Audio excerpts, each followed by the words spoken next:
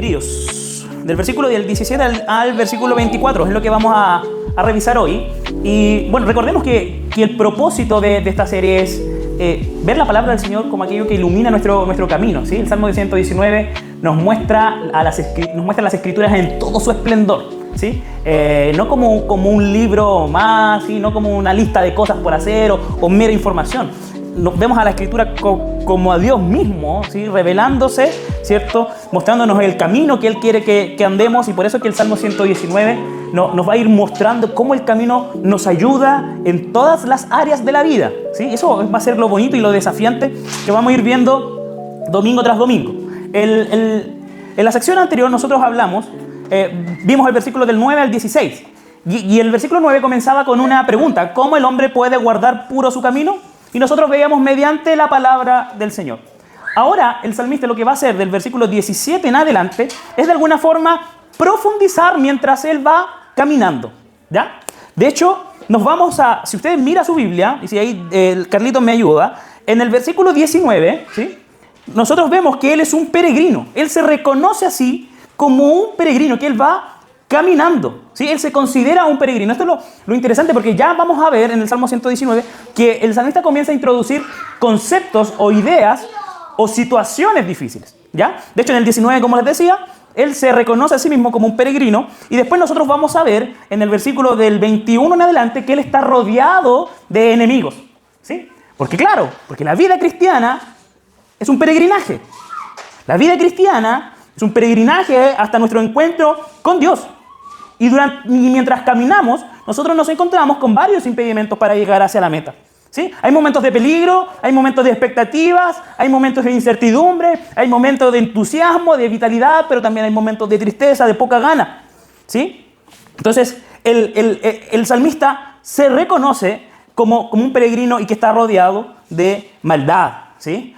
Entonces, esto es interesante lo que va a hacer el salmista de ahora en adelante. De hecho, después vamos a ir viendo cómo él va a introducir otros conceptos ya del versículo 25 en adelante, ¿cierto? Pero ya el salmista nos está invitando a ver entonces, a ver la palabra de Dios, no como una cuestión de deseos en los momentos tranquilos de la vida cristiana, sino que nos va a empezar a mostrar que la palabra de Dios es importante en todas las áreas de la vida, en todas las circunstancias, ¿sí? Tendemos a leer la Biblia, tendemos a buscar al Señor cuando estamos relativamente tranquilos, en paz, ¿sí? Porque ahora hay tiempo. Pero el desafío es que en medio del ajetreo, ¿no? En medio de una vida muchas veces desordenada, caótica, podamos buscar la palabra del Señor, podamos leer la palabra del Señor, ¿sí? Entonces, en esta estrofa, ¿sí? Del versículo del 17 al 24, vamos a ver a un peregrino, a una persona que va peregrinando por este mundo, que está rodeado por apostasías, está rodeado de peligro, y nos va a mostrar cómo la palabra del Señor nos ayuda para avanzar, ¿sí? Mientras caminamos, queridos hermanos, necesitamos la palabra del Señor, ¿sí? Eso es lo que el salmista nos va a enseñar, que mientras caminamos por este mundo, lo que usted y yo necesitamos es la palabra del Señor. ¿Ya, hermanos? ¿Cómo este texto nos invita a ver la palabra del Señor como esencial mientras peregrinamos en este mundo? Dos cositas quiero compartir con ustedes. En primer lugar, tenemos que entender que solamente la palabra del Señor, queridos hermanos, define nuestros propósitos.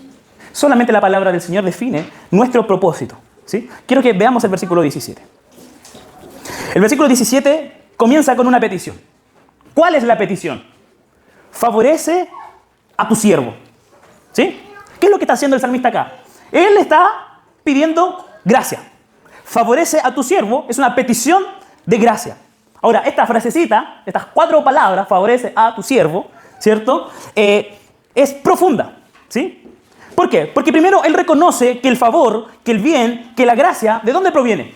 Proviene del Señor. Es una petición. Él dice, por favor, favoréceme, ¿sí? Favorece a tu siervo. Él sabe que lo que necesita esta persona viene o proviene de Dios, ¿sí? Esto es muy importante, ¿sí? Entonces, él sabe que la gracia, el bien y el favor proviene solamente del Señor y de nadie más. Lo segundo que nos muestra esta frasecita es que él se reconoce como siervo. Y esto es muy importante. ¿Por qué? Porque él se está postrando ante el Señor. Él está reconociendo que no solamente la gracia y el bien viene del Señor, sino que también él se reconoce en una posición de siervo. ¿Y qué significa esto? Que él se está reconociendo como una persona que depende del Señor. Está apuntando a la humildad de esta persona y sobre todo de que yo le pertenezco al Señor. Entonces todo viene de él. porque soy su siervo. Mi vida está en sus manos. Todo lo que yo necesito viene de Él, proviene de Él. Por eso que Él comienza en este versículo 17, pidiéndole al Señor gracia. Ahora, ¿cuál es el propósito de esta petición? Porque tú podrías decir, mira, yo pido gracias al Señor y yo pido que el Señor me bendiga todos los días. Señor, por favor, bendíceme. Gracias, Señor, por este día y te pedimos que me bendiga, ¿sí? Bendice a mis hijos, bendice mi matrimonio, bendice mi camino al trabajo, bendice mis proyectos personales, ¿sí? Acá hay una petición que puede ser muy común para nosotros. Pero aquí nos muestra el versículo 17 el propósito de esta petición. ¿Y cuál es el propósito de su petición?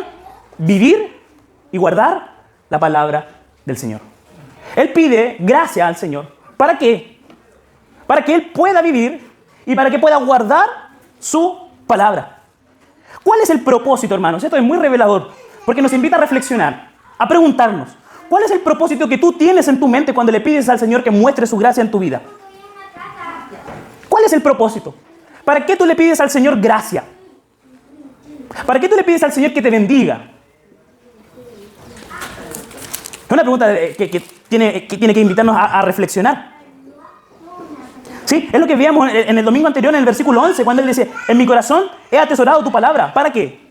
Para no pecar contra ti. ¿Para qué yo busco la palabra del Señor? ¿Sí? El salmista ya nos está dando unos propósitos para no pecar contra Él. Yo estudio su palabra, me congrego, aprendo para no pecar contra Dios. Aquí el salmista, en el versículo 17, está pidiendo gracia, está pidiendo el favor de Dios, ¿pero para qué? Para que Él pueda vivir, para que Él pueda guardar su palabra.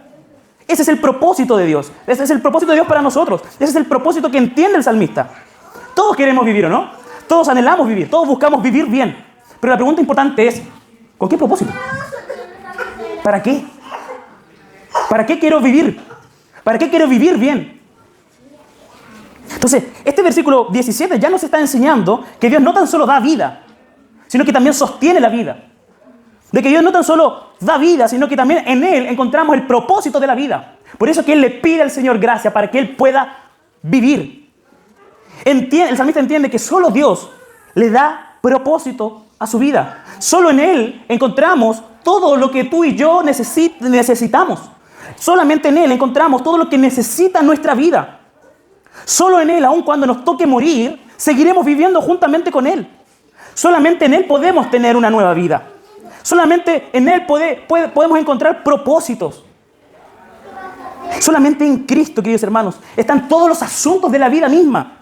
Porque Cristo es la palabra encarnada. Y todos aquellos que están a Él, aferrados a Él, unidos a Él, encuentran propósito. ¿Por qué? Porque Jesús es la esencia de la vida misma. Por eso que el salmista conecta la vida con obedecer su palabra, con guardar su palabra. Esto es muy importante. Porque recuerden que el concepto de guardar la palabra del Señor es obedecer a Dios. Él quiere vivir, ¿para qué? Para obedecer a Dios, para obedecer los mandamientos. Y esto es muy importante, queridos hermanos, porque vivir la vida que Dios quiere que vivamos es mediante una obediencia sincera. Por eso que Él conecta la vida con guardar la palabra del Señor. Nos está apuntando a un propósito.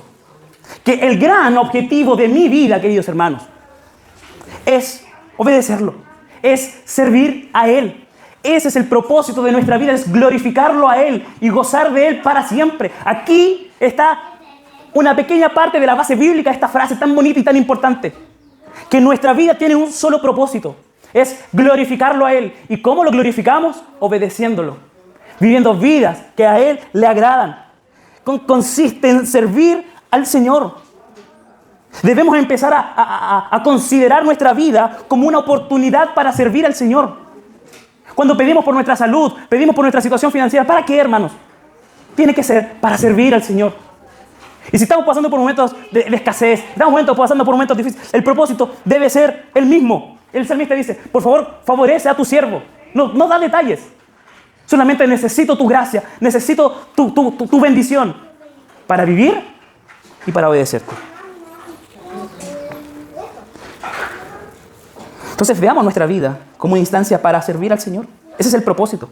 Estamos llamados, queridos hermanos, a magnificar su gloria en medio de un mundo caído.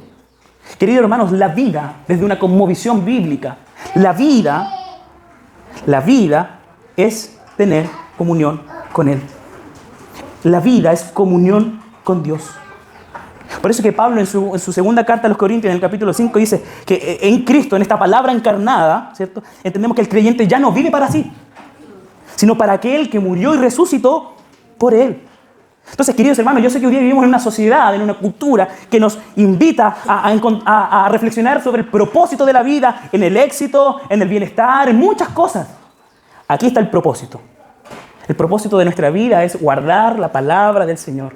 Solamente esto da dirección, solamente esto da estabilidad. Por eso que si nosotros avanzamos en el versículo 18, Él sigue con esta petición. ¿Y cuál es su petición? Abre mis ojos.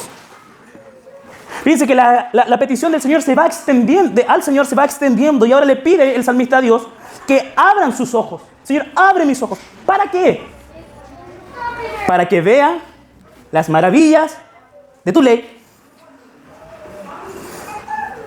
El salmista sabe que la palabra de Dios es fundamental para su vida mientras él peregrina. Pero él también sabe que por él solo él no puede entender la palabra del Señor. Por eso que él pide, Señor, por favor, abre mis ojos. Porque yo soy ciego, tengo ceguera, no puedo ver la palabra del Señor. Ahora, ¿cuál es la ceguera? ¿Qué es lo que no nos permite ver la palabra del Señor tal cual como es? ¿Es que el pastor no se le entiende nada? ¿Es que los libros son muy profundos? Es nuestro pecado. Es nuestro pecado hace que yo no entienda la palabra del Señor. Es mi condición caída lo que hace que yo no pueda entender la palabra del Señor como debería. Por eso que el salmista él dice, por favor, abre tú mis ojos. Tú mis ojos. El problema de no entender la palabra del Señor no está en la Biblia, no está en la palabra del Señor, que es difícil. El problema está en nosotros, está en nuestros ojos, está en nuestro corazón.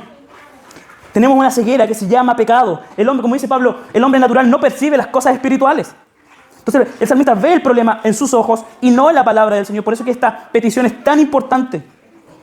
Porque por sus propios ojos él nunca va a poder entender la palabra del Señor. Solamente nosotros, queridos hermanos, necesitamos la iluminación y la ayuda del Espíritu Santo para que entendamos la palabra del Señor. Y no solamente para entenderla. Porque aquí dice, Señor, abre mis ojos para entender tu ley. No dice eso. Para ver las maravillas de tu ley.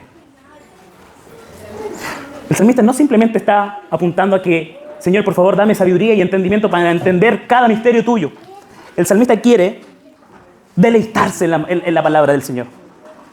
El salmista pide al Señor que les abra sus ojos. ¿Para qué? Para que él pueda ver las maravillas de la ley. Y esta palabrita, este concepto de maravillas de la ley, apunta a una idea de ver todo el actuar de Dios, toda la obra de Dios, toda la historia de Dios, toda la gloria, toda la gracia, todo el plan redentor de Dios, toda su sabiduría. Él quiere que veamos la palabra del Señor tal cual como ella es. Ver toda la gloria de Dios. Él pide eso. Porque sabe que la palabra de Dios es esa luz que necesita nuestra vida. Esa luz que tanto necesita tu vida, que estás buscando. Esa dirección, ese mapa, esa brújula que tanto estás buscando para llevar un mejor matrimonio, para llevar mejor mi vida familiar, para desenvolverme en la sociedad, etc. Está en la palabra del Señor. Y en ninguna otra parte. Somos llamados a ver su palabra como la visión que necesita nuestra vida. Necesitamos que Él sea nuestra visión. Que Él sea nuestra visión. El salmista no está pidiendo nuevas revelaciones. ¿Se dieron cuenta? Señor, revélame algo nuevo. Tráeme la novedad. Revélame algo que tú no has dicho todavía. Él no está pidiendo revelaciones. Él está pidiendo que sus ojos sean abiertos. Lo que Él desea es poder acercarse a la palabra de Dios. No solamente como un mero estudiante, sino como un siervo necesitado de luz para ver las maravillas de su carácter glorioso, para ver las maravillas del amor perfecto de Dios mediante la obra redentora de Cristo y maravillarnos en Jesús, que es, como les decía, es la palabra encarnada, es la palabra que trae vida, es la palabra que le da sentido a nuestra vida. Esto es lo que nosotros necesitamos. Solamente la palabra del Señor puede dar propósito a nuestras vidas. Y eso es lo que nosotros necesitamos mientras peregrinamos. Versículo 19. Él sabe que Él es un peregrino. Él se reconoce, dice, peregrino soy en la tierra. Y el texto original de soy peregrino es como un extranjero residente. Como que Él está diciendo, yo siempre seré considerado como un extranjero. O sea, nunca voy a tener un derecho, ¿sí? En este mundo. Siempre voy a estar Voy a estar incómodo, siempre voy a estar vulnerable. Él se considera así. Y la única forma de perseverar, la única forma de prevalecer, la única forma de caminar es precisamente aferrándose a la palabra del Señor. Por eso que en el versículo 19 Él dice, no escondas de mí tus mandamientos. Porque yo no tengo nada en este mundo. No tengo posesión, no tengo ningún derecho. Solamente tengo tu palabra. Y por favor, no escondas tu palabra, no la guardes. Es lo que necesito. No sé si tú tienes conciencia de que eres un peregrino en este mundo. Somos muy buenos para echar raíces en este mundo. A todos nos pasa. Pero el salmista es consciente de que él es un peregrino. Y mientras más consciente es él que es un peregrino, y como sabe que no puede acomodarse a este mundo, más valora la palabra del Señor. Un verdadero peregrino no se orienta ni por la razón, o solo por la razón, o solo por la experiencia. Un verdadero peregrino se direcciona por la palabra del Señor. Por lo tanto, somos invitados y somos llamados a tener una conciencia de peregrino en este mundo. Porque si no tenemos esta conciencia de peregrinos, hermanos, vamos a empezar a echar raíces acá. Y vamos a empezar a buscar brújulas y mapas de este mundo. Y no nos vamos a dar ni cuenta y vamos a estar persiguiendo este mundo. En cambio, si tú eres un peregrino, eres consciente de que aquí en este mundo no hay nada que yo me pueda aferrar, aquí no hay nada que yo pueda echar raíces, tú vas a entender que la única forma de perseverar, la única forma de avanzar mientras peregrinamos es la palabra del Señor. Aquí es donde se revela este principio reformado que aparece en octubre, sí, sola escritura, ¿sí? Que aparece solamente en octubre, ¿sí? No sé por qué, pero debe aparecer toda la vida. Aquí es donde nosotros decimos que las escrituras es la guía suficiente en nuestra fe, en los asuntos de la fe y en la práctica. En nuestra regla de fe y práctica. El creyente no puede orientarse sin las escrituras, hermano. No puede. Somos muy buenos para orientarnos de muchas formas. Como les decía, por nuestra razón, yo creo que este es el camino que yo debo andar. Yo creo que este es el camino para yo relacionarme con mi esposa, con mi esposo, con mis hijos. Este es el camino que yo debo andar para relacionarme con la iglesia. No, mi experiencia me dice que así tengo que ser yo. Mi experiencia me dice que así debo moverme. Queridos hermanos, el creyente se orienta, se mueve, camina a través de las escrituras. Como les decía, nosotros afuera recibimos un montón de folletos, un montón de mapas, ¿sí? De filosofías, ideologías, moda, etc. El cristiano suplica, pide al Señor dirección solamente a través de los mandamientos de Dios. Por eso que en el versículo 20, Él está quebrado. Dice, quebrantada está mi alma. ¿Por qué está quebrantada? Oh, qué difícil. No, porque Él está anhelando, dice el texto, tus ordenanzas en todo tiempo. El cristiano, la petición de este salmista es de súplica y está pidiendo al Señor que por favor, que tus mandamientos sean mi dirección. Y Él está quebrado, ¿sí? Su alma está quebrada, está deseosa para anhelar solamente la palabra del Señor. ¿Por qué? Porque un verdadero cristiano, un verdadero creyente, su vida está conectada a la palabra de Dios. Él tiene que tener hambre y sed de su palabra. Es crucial esto. Tenemos que tú y yo tener deseo por la palabra del Señor.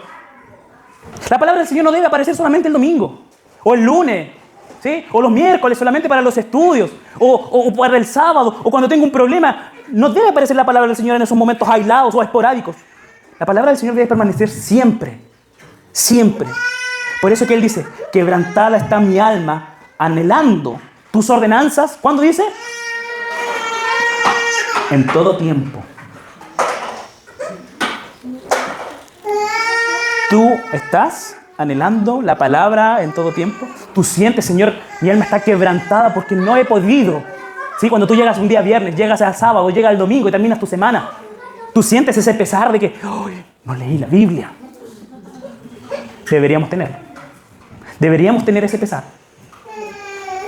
Deberíamos sufrir cuando no leemos su palabra, cuando no tenemos un encuentro con su palabra, cuando no contemplamos las maravillas de su ley, cuando no guardamos su palabra, cuando sus mandamientos están escondidos por nuestro pecado, cuando las ordenanzas del Señor están ahí fondeadas o las vemos de vez en cuando. Eso debe dolernos. Debe dolernos. Así que este es el primer principio. Solamente la palabra de Dios define nuestro propósito mientras peregrinamos. Lo segundo y último que nos enseña el texto es que mientras peregrinamos, no solamente necesitamos la palabra del Señor para nuestro propósito, sino que también necesitamos su palabra, porque su palabra nos sostiene en medio de la adversidad. ¿Por qué la palabra es tan importante mientras peregrinamos? Porque solamente su palabra nos sostiene en medio de la adversidad. Y aquí empezamos a entrar a un nuevo detalle de este Salmo 119, que recién en el versículo 21 nos muestra el contexto que podría estar este salmista. ¿Y cuál es el contexto de este salmista?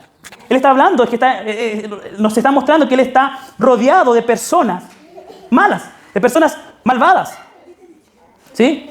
Porque el salmista reconoce que mientras él peregrina, nosotros nos encontramos con un mundo caído. Y no solamente con un mundo caído, que ya es terrible, sino que también con un mundo, con una sociedad, con una cultura que busca desviarnos de la palabra del Señor todos los días. Tú reprendes, versículo 21, tú reprendes a los soberbios, los malditos, que se desvían de tus mandamientos. Él está rodeado de malditos, está rodeado de soberbios. ¿Y qué es lo que caracteriza a estos soberbios, a estos malditos? Es que ellos se desvían de sus mandamientos. Y no tan solo se desvían de tus mandamientos, sino que también en el versículo 22, él dice, quita de mí el oprobio y el desprecio que ellos traen a mi vida. ¿Sí? El salmista es consciente de esto. Y yo no sé si tú eres consciente o no de esto, pero debemos ser conscientes. Vivimos en una sociedad donde todos los días busca alejarnos de Dios. Busca que construyamos vidas alejadas del Señor, de su palabra. Todos los días estamos siendo bombardeados por esto. Y muchas veces caemos, muchas veces creemos, muchas veces caemos en estos discursos. Y terminamos, adivinen cómo, alejados de Dios. El salmista reconoce esta realidad. Y para él, los que se desvían de estos mandamientos, ¿quiénes son? Son soberbios y malditos. ¿Sí? Los soberbios son los que no creen en Dios. ¿Sí? Porque la Biblia aclara de este necio, del necio que dice que no hay Dios. Y obviamente son estas personas porque la necedad es fruto de la soberbia, ¿sí? Que trae precisamente el pecado. ¿Sí? Por tanto, como son soberbios, porque están alejados, porque están cubiertos en sus pecados, por lo tanto son malditos. ¿Por qué? Porque sufren las consecuencias del juicio de Dios. ¿Sí? Eso es lo que nos dice el versículo 21, por favor. ¿Sí? Entonces, el salmista reconoce esto. Esta es la realidad. Las personas que no obedecen la palabra del Señor son así. Entonces le pide al Señor que quite las consecuencias de esto. Y aquí es donde entramos al versículo 23. Quita de mí el oprobio y el desprecio. Quita de mí esas consecuencias de estas personas, de este mundo caído, del carácter y de las actitudes de estas personas.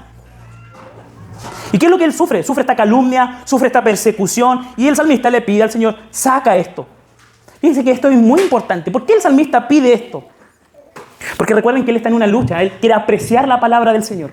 Quiere anhelar la palabra del Señor. ¿Y por qué el salmista le pide a Dios que le saque el oprobio y le saque el desprecio? ¿Por qué? Porque él no quiere entrar en un conflicto donde sus adversarios buscan destruir toda la obra del Señor que está haciendo en su vida. Por eso que él dice en el versículo 22, porque yo guardo tus mandamientos.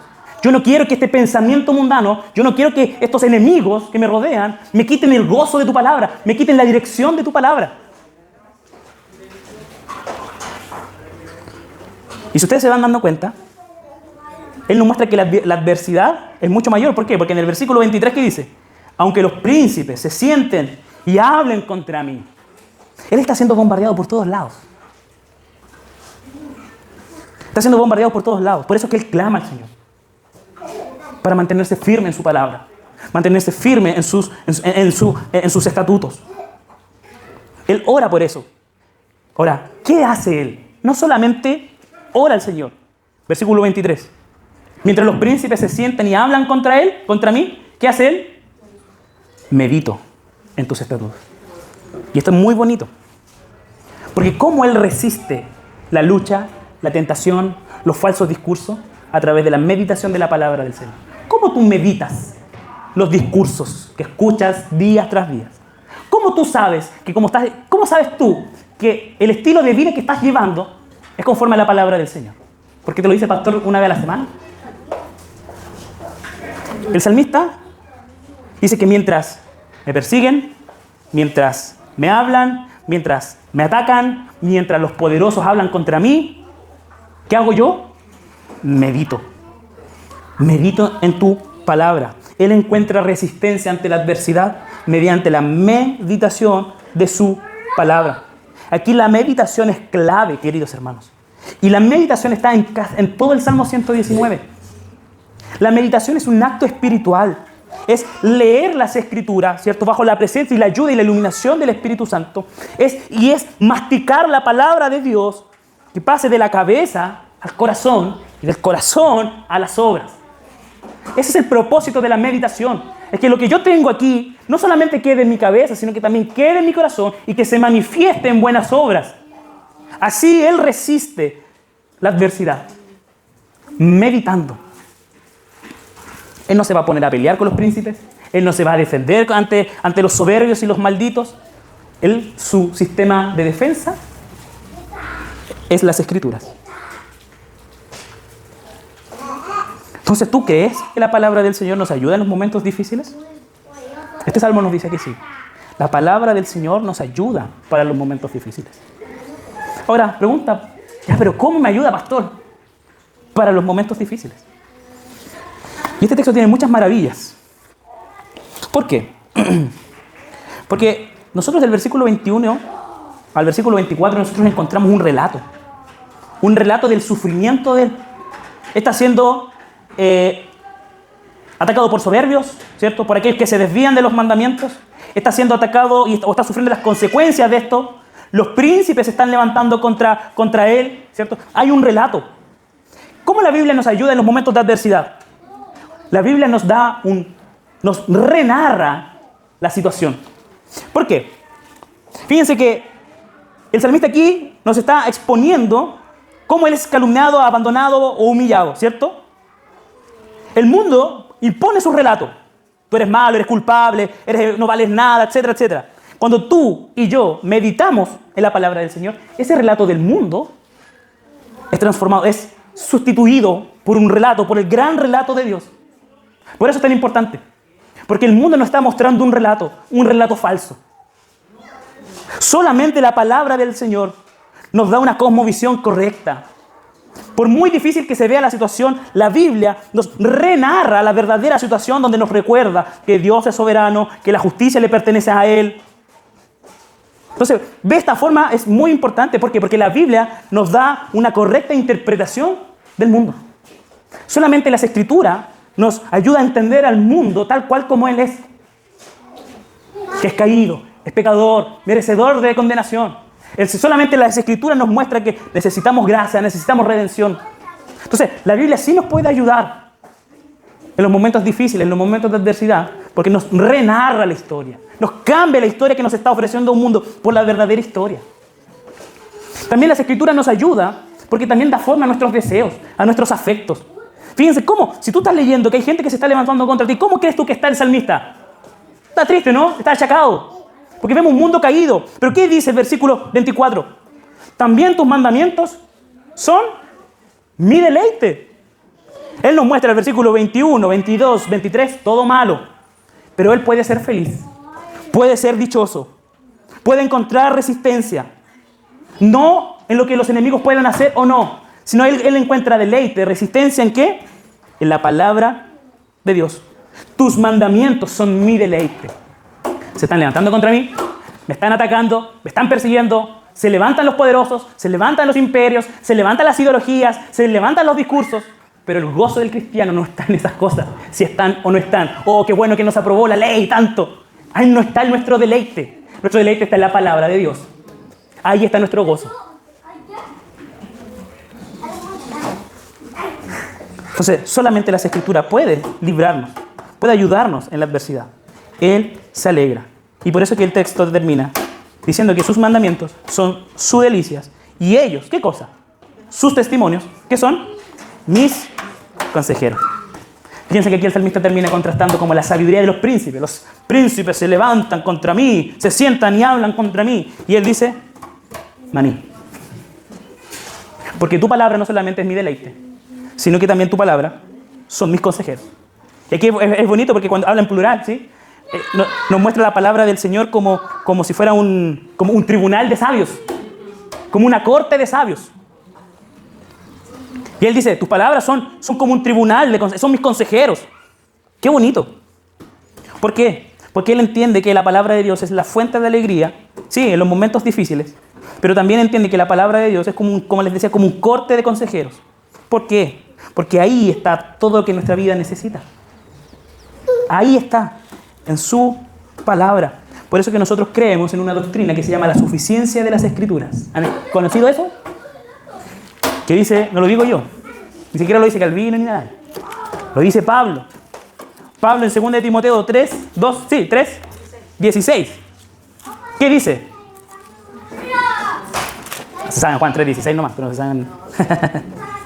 ¿Qué dice 2 de Timoteo 3:16? Toda escritura es inspirada por Dios y útil para enseñar, reprender, corregir, para instruir en justicia, a fin de que el hombre de Dios sea perfecto, equipado para toda buena obra.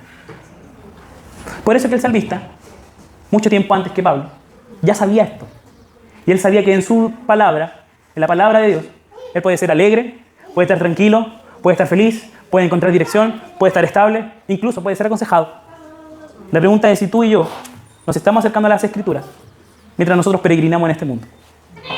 ¿Tú ves la palabra de Dios como ese mapa, esa brújula que necesita tu vida?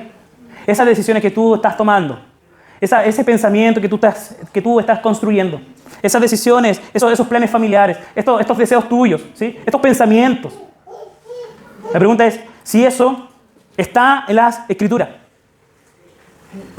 ¿O qué haces tú? Tomas tu pensamiento y dices, voy a buscar cómo la Biblia respalda mi pensamiento, ¿sí?